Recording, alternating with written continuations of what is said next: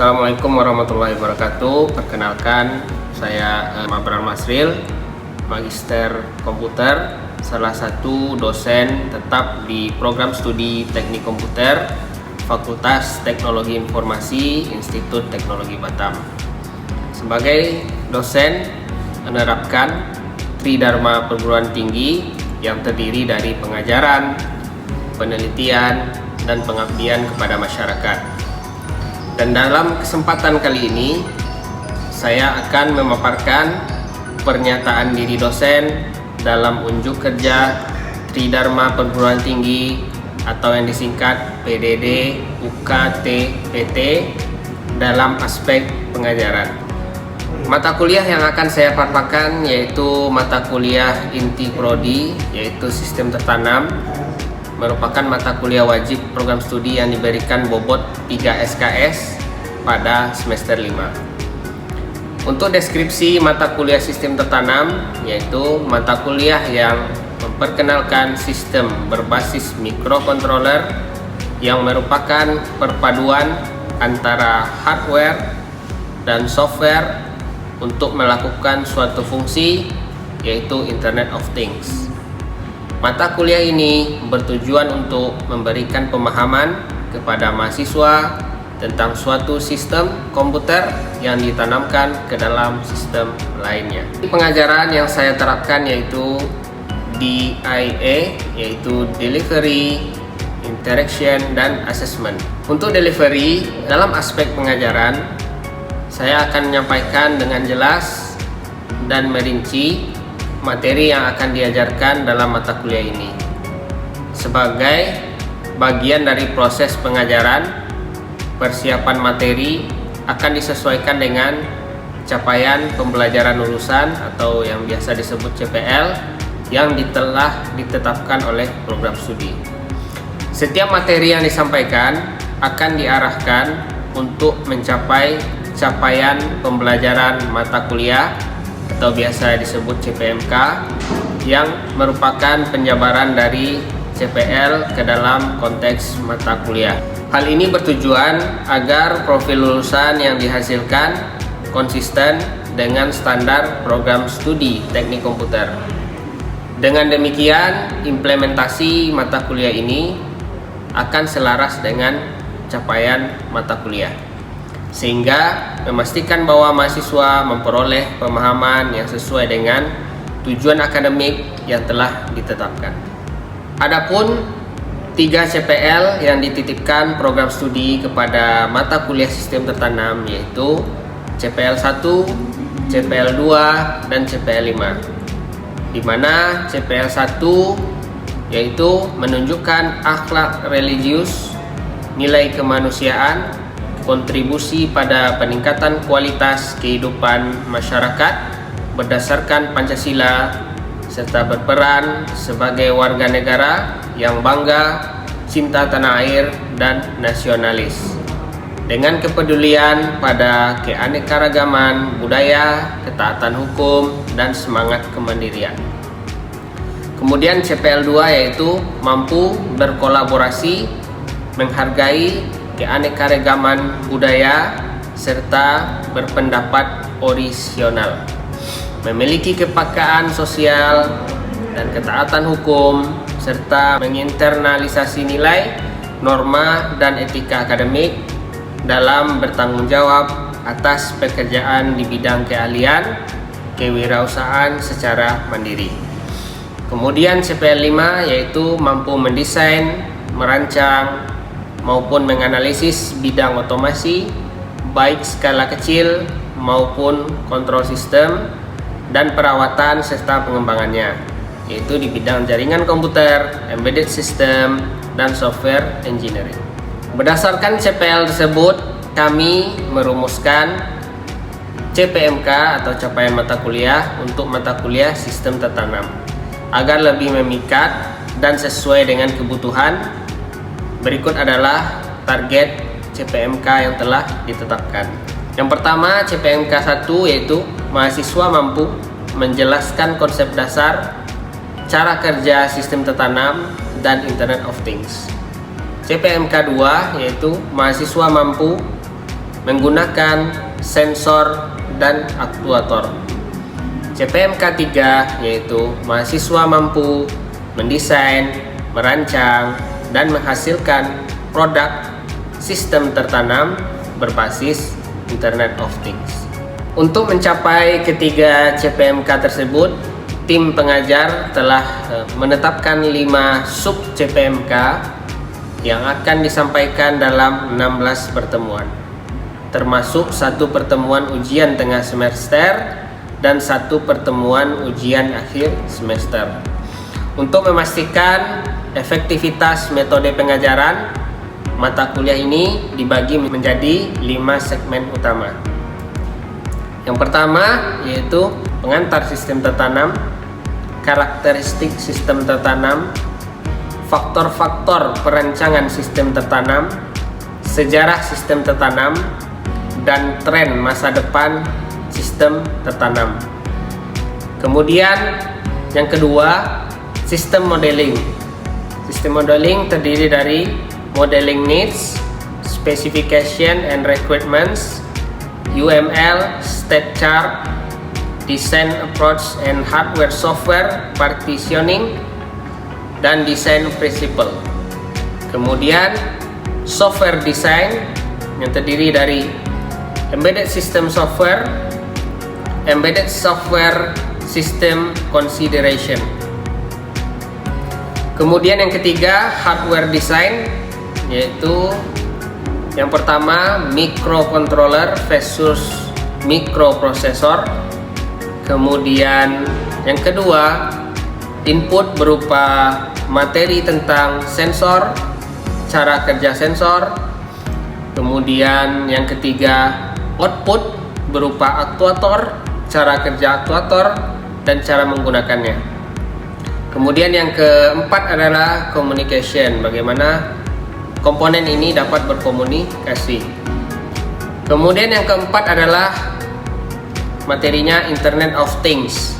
Yang ini terdiri dari Internet of Things, yaitu nanti membahas tentang arsitektur, blok diagram, kemudian web server, MQTT, Cloud IoT, dan LoRa. Kemudian yang kelima yang terakhir yaitu final project, di mana nanti mahasiswa akan dibuat tim untuk menyelesaikan permasalahan di masyarakat di bidang IoT. Untuk menunjang penyampaian materi pada mata kuliah ini secara terstruktur, saya menggunakan beberapa sumber, di mana saya mengambil sumber dari buku dan juga jurnal penelitian saya. Buku yang pertama adalah Embedded System, Hardware Software, Co-Design Approach oleh Basir tahun 2021. Kemudian buku yang kedua, Design Embedded System with Arduino, Tiang Hong Pan tahun 2018. Kemudian buku yang ketiga, Learn ESP32 with Arduino IDE oleh Rui Santos tahun 2020. Kemudian untuk tambahan yaitu jurnal penelitian saya tentang Smart Life Jacket yang digunakan untuk keselamatan Persatuan Pengemudi Motor Sangkut Belakang Padang, Kota Batam. Kemudian jurnal yang kedua sebagai referensi, sistem monitoring kecepatan angin dan suhu udara berbasis notifikasi Telegram. Demikianlah penjelasan mengenai aspek delivery dalam mata kuliah ini. Selanjutnya saya akan menjelaskan aspek interaksi, di mana interaksi antara saya sebagai dosen terhadap mahasiswa serta antar mahasiswa. Dalam konteks ini, dosen memaparkan materi dalam kelas dan menyisipkan pertanyaan-pertanyaan terkait dan diskusi, di mana mahasiswa didorong untuk menemukan pengetahuan baru melalui eksplorasi, mengajukan pertanyaan, dan menerapkan konsep yang dipelajari dalam konteks praktis sistem tertanam. Dalam mata kuliah ini, interaksi antara saya sebagai pengajar dan mahasiswa diarahkan pada pola pembelajaran yang berpusat pada mahasiswa, yang dikenal sebagai Student Centered Learning.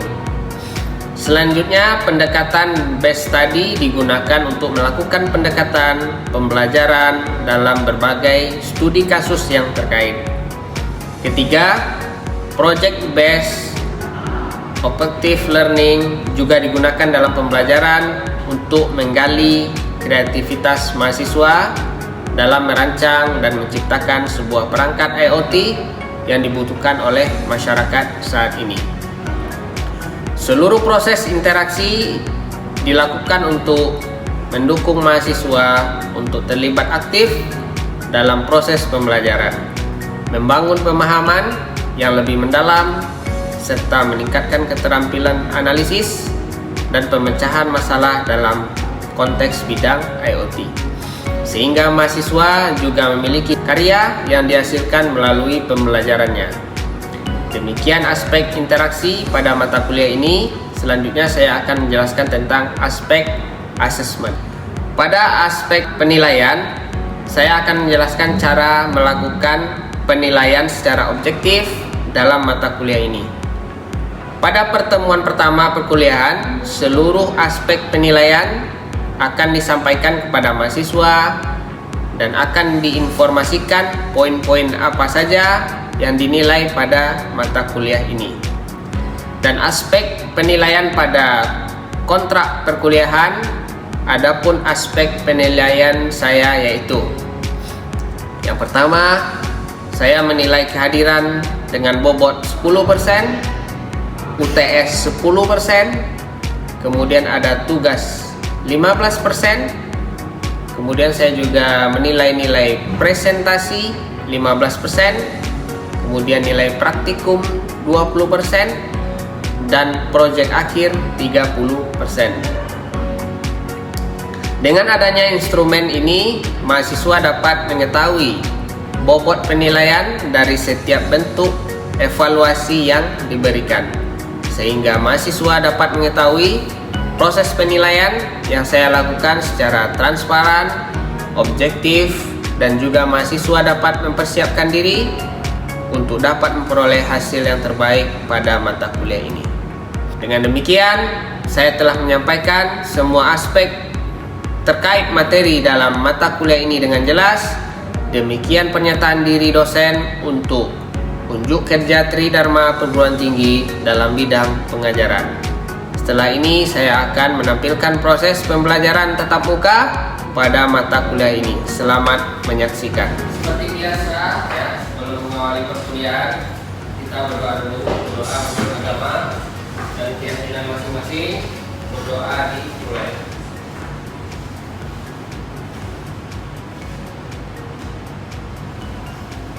Oke, pada pertemuan kedua ini ya, pada mata kuliah sistem tertanam ya, kita akan belajar tentang pengantar sistem tertanam ya. Pengantar ini ada 5 topik ya. Pertama, introduction, apa itu sistem tertanam ya. Kemudian karakteristiknya apa ya. Kemudian blok diagramnya seperti apa. Kemudian sejarah sistem tertanam ya. Dan terakhir adalah tren di masa depan ya. Kira-kira tren apa aja yang akan berkembang di bidang sistem tertanam. Pertama ya, kita tahu dulu apa itu sistem tertanam ya. Kalau dari pengertiannya di sini ya, pemrosesan informasi yang ditanam ke dalam sebuah produk ya, dan akan melakukan fungsi tertentu sesuai dengan yang kita desain. Ini maksudnya ini. Misalnya microwave ya. Microwave kan hanya bisa menghangatkan makanan ya. Ini ada apa lagi? Mesin cuci ya. Dia hanya bisa cuci baju dan mengeringkan baju ya. Kemudian ada lagi mungkin contoh penelitian saya mungkin ya, tentang monitoring kecepatan angin ya, untuk menentukan apakah cuaca saat ini badai atau enggak gitu ya. Kemudian akan dikirim ya IoT-nya, dan akan mengirimkan sebuah notifikasi bahwasanya hari ini ternyata ada badai gitu ya. Silau ya. Di tujuannya jetpack ini adalah untuk deteksi hipotermia ya. karena kan kalau orang kecelakaan di laut kan karena terlalu lama di air itu kan bisa hipotermia ya. Jadi fitur life jacketnya itu ada sensor suhu ya, membaca suhu tubuh ya. Kemudian ada sensor detak jantung ya, untuk kemudian ada GPS ya, untuk koordinat korbannya di lokasi mana gitu ya. Kemudian dihubungkan melalui LoRa ya, Internet of Things ya. Kira-kira itu gambaran sistem pertahanannya. Kemudian ada karakteristiknya ya, ada 4 ya karakteristiknya. Yang pertama, dia itu ada otaknya atau mikrokontroler ya. Jadi semuanya yang coding nanti pergerakan aktuator ya, input dari sensor itu semua dikendalikan oleh otaknya, itu mikrokontroler ya. Kemudian ini ya, perangkatnya itu terdiri dari nanti website ya, kemudian aplikasi mobile gitu ya, dan sebagainya, dan dia menyatu untuk fungsi yang telah ditentukan ya. Kemudian perangkatnya dirancang otomatis ya, tanpa campur tangan manusia. Contohnya hidroponik gitu ya. Ya kalau manual kan kita harus mengukur pH nutrisi airnya terus ya. Kalau kita udah bikin sebuah alat sistem bertanam, dia bisa otomatis ya. Ketika pH nutrisinya kurang, mungkin nanti pompanya otomatis akan mengganti nutrisi airnya ya. Jadi nggak perlu lagi campur tangan manusia. Ya, kemudian ini yang perangkat ini dirancang terus menjelas sesuai dengan perangkat seperti tadi. Kemudian di sini ada komposisi perangkat keras pada energi sistem. Ya. Dan jelas di sini ada otak yang pertama, ada mikrokontroler. Ini mikrokontroler ada 2 ya. Inverternya yaitu ADC, analog digital converter. Ya, atau mengubah sinyal analog menjadi digital ya. Kemudian di sini ada digital analog converter, berarti sinyal digital yang diubah ke analog ya. Kalau kita lihat di atas ini ada power ya, bisa power supply atau baterai sebenarnya ya. Kemudian di sini ada terhubung display ya. Display ini fungsinya misalnya alat yang mendeteksi suhu ruangan, berarti akan sampai suhu ruangan ya. Pada LCD bisa ya, atau pada website bisa ya. Kemudian di sini ada input output, di sini tadi ya, analog sensor ya. Jadi sensor itu mengambil datanya dari lingkungan sekitar ya. Dari sinyal analog. Sinyal analog yang diterima sensor nanti akan masuk ke analog front end ya, diproses di sini sebelum masuk ke analog. Ada yang mau tanyakan? Oke, silakan. Ayo. Pak, boleh dijelaskan lagi nggak analog front end dan analog back end itu fungsinya apa, Pak? Oke, analog front end. Jadi analog front end ini adalah rangkaian elektronika ya, sebenarnya yang dinamai dengan analog front end. Jadi dia tugasnya menerima sinyal analog dari sensor ya, diproses dulu ya oleh rangkaian elektronik yang namanya analog front end sebelum diproses oleh ADC controller ya. Sama seperti ini, berarti kebalikannya ya.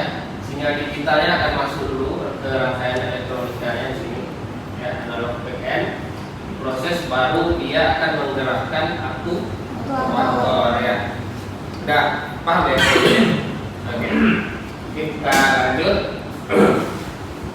Kemudian ada 3 karakteristik ya, pada sistem tertanam. Fungsinya spesifik dan jelas tadi ya. Di sini dicontohkan kalkulator ya. Ya, dia hanya bisa menghitung gitu ya. Kemudian tadi microwave gitu ya. Kemudian karakteristiknya sangat terbatas ya. Maksudnya dayanya kan kecil ya. Kayak robot itu kan harus kecil ya kontrolnya. Kemudian beratnya sangat ringan ya, kalau bisa ya, jangan terlalu berat ya. Jadi bikin sekecil mungkin ya, sesuai dengan sangat terbatas. Kemudian karakter yang ketiga yaitu real time. Harus real time. Kalau sekarang suhunya 35, ya seharusnya 35 terbaca ya. Kalau nanti suhunya turun harus turun ya 34 misalnya 30 ya. Jadi langsung turun ya, itu yang disebut dengan real time ya. Atau pada lift gitu ya. Di sini ada disebutkan lift ketika kalian ke lantai 1 ya kan, hidup indikatornya. Ketika dia sampai ke lantai 1 ya, indikatornya seharusnya langsung di lantai 1 ya. Atau di sini tadi pemanas ruangan, drone ya, drone juga bisa ya. Jika dia terkena angin ya, real time-nya langsung dia seimbang gitu. Jangan menunggu ya, kalau nggak satu drone ya nanti ya. Jadi ada 3 karakter pada sistem tertanam. Kalau sistem pendingin udara pasti nanti bisa memanaskan dan mendinginkan ruangan. Kapan dia panas? Dia hidup heaternya ini kapan? Ketika suhu dingin ya. Kapan dia hidup coolernya? Ketika suhu panas ya. Jadi itulah cara kerja sistem pendingin udara ruangannya. Ingat, dia bisa juga disebut cyberphysical karena tadi mengambil data dari lingkungan fisik ya. Nah kemudian kita masuk sejarahnya dulu ya. Ini awal mula sistem tertanam ini tahun 1960 ya. Itu ditemukannya komputer Apollo ya. Ya, navigasi pesawat ya, pada menara gitu ya, dan sebagainya. Kemudian pada paruh kedua tahun 1960 ya, perkembangan IC ya. Ciptanya apa? Mikroprosesor Intel ya, otaknya komputer ya. Kemudian tahun 1980 ya, baru berkembang di sini mikrofon. Baru banyaklah tercipta perangkat elektronika ya. Pada tahun 1980. Kemudian sekarang, era sekarang gitu. Contohnya smartwatch, ada sini apa? Smartwatch ya. Benar ya. Ada yang pakai smartwatch ini? Ada ya. Panggil. Ya. Jadi untuk apa? Mendeteksi kalau kalian lari tahu ya kilometernya berapa, langkah kaki berapa, terus apa detak jantung berapa ya. Jadi perkembangan sekarang ya, jadi lebih pintar, bahkan lebih kecil ya. Jadi 5 tahun lagi itu akan ada triliunan sistem tertanam gitu ya, sebar di seluruh dunia ya. Ya karena kan perkembangan teknologi itu sangat pesat ya. Teknologi 2025 ini dengan teknologi 2026 pasti beda. Kita lihat aja HP ya. Kalau tahun 2010 HP itu kan belum bisa wifi kan? Iya. Sekarang bisa wifi ya. Koneksi wifi bisa apa? Listrik dan sebagainya kan. Kira-kira apa tren ke depannya, Firman? Kurang lebih kalau dilihat dari perkembangan zaman baik di industri maupun di rumah itu tuh rata-rata yang menggunakan robot.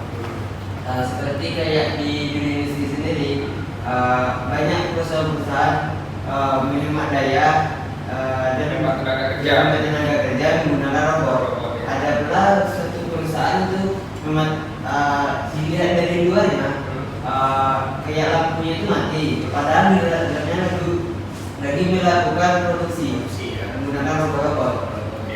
Kalau di rumah sendiri itu biasanya kayak membantu pekerjaan sehari kayak bersih-bersih itu dari menggunakan robot. Vakum ya. Apalagi pernah lihat robot yang mengantarkan pesanan makanan di restoran. Nah ya, di untuk tenaga kerja. Nah, kemudian apa lagi? Esther mungkin di bidang kira-kira apa tren ke depan gitu. Di bidang pertanian mungkin ya. Kemudian di bidang apa lagi kelautan ya dan sebagainya. Kemudian nah ini ya, tren yang pertama itu IoT ya. Nah, kita lihat di sini IoT adalah perangkat satu dan perangkat satu lagi, dua perangkat yang saling terhubung, yang saling berinteraksi melalui jaringan internet ya. Home ya. Di sini misalnya contoh ada CCTV sekarang kan terhubung ke handphone ya. Ya. Jadi kalian bisa pantau kalau pakai kentang gitu di rumah ya kan. Ada suaranya juga bisa keluar ya. Iya. Itu real time bisa kalian kontrol dari jauh ya. Kemudian mungkin di sini ada lagi untuk ke depan itu adalah IoT. Kemudian ini tadi ya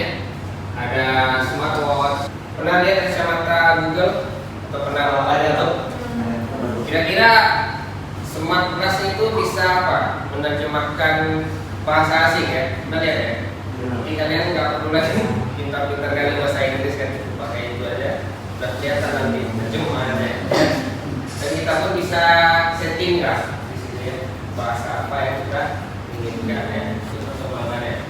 Berlabels ya, smartwatch dan sebagainya.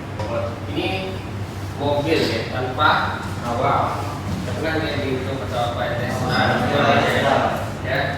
Gimana cara kerja ini mobil tanpa awal ini, tanpa pengemudi? Yang jelas di sini ada dulu AI ya. Ya, jadi tren ke depan AI yang ditanam ke dalam sistem tertanam. Ya. AI ini fungsinya apa? Kalau dilihat dari gambar ini, nah, dia akan mendeteksi apa ini manusia. Pernah pakai drone, Firman? Pakai belum, tapi lihat ya. Lihat nggak ya? Kalau nah contohnya yang sekarang lah drone ini digunakan untuk di militer sekarang ya, perang Iran dan Israel ya. Jadi apa, kendaraan tanpa awak ya, bisa digunakan perang ya. Kemudian apa lagi? Bisa digunakan untuk kurir. Pernah lihat video di Jepang orang taksi terbang ya? Ya itu kan drone sebenarnya kan?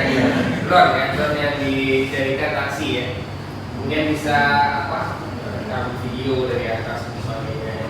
Itu juga termasuk tren ke depannya drone ya. Kemudian di sini ada ilmu ya yang terkumpul ya. Kalau kalian mau jadi seorang ahli yang sistem ya, ada cabang ilmu yang saling terhubung. Pertama apa? Programming ya, jelas bisa coding ya. Kemudian algoritma, organisasi komputer ya, jaringan, matematika ya. Kemudian di sini ada data analis. Kenapa berhubungan dengan data analis? Itu data-data sensor ya, kan diolah berarti kan. Kemudian ada firmware ya, kemudian robotics ya. Nah ini AI ya, vision. Robot kan sekarang udah pakai vision ya, kamera. Kemudian ada di control system ya, digital signal processing ya. Jadi semua ilmu ini ya terhubung ya untuk membentuk sebuah embedded system ya. Ya kalau mau jadi pakar ya. Oke, di sini ada tugas ya, teman kedua ini. Ya, tadi kan udah kita bahas blok diagram tadi ya. Nah, jadi tugas mahasiswa pada pertemuan dua ini adalah membuat blok sistem tertanam sederhana ya, berdasarkan kasus ini. Yang pertama sistem penyiraman tanaman otomatis ya. Jadi nanti di blok diagram itu ada sensor kelembapan tanah, kemudian ada mikrokontroler tadi ya. Kemudian ada pompa air. Dan apalagi ada yang ini sebagai indikator. Kemudian ada lagi sistem hidroponik. Nah, di sini blok diagramnya ada dua, sensor suhu dan kelembapan. Kemudian sensor pH air tadi yang menghitung nutrisi.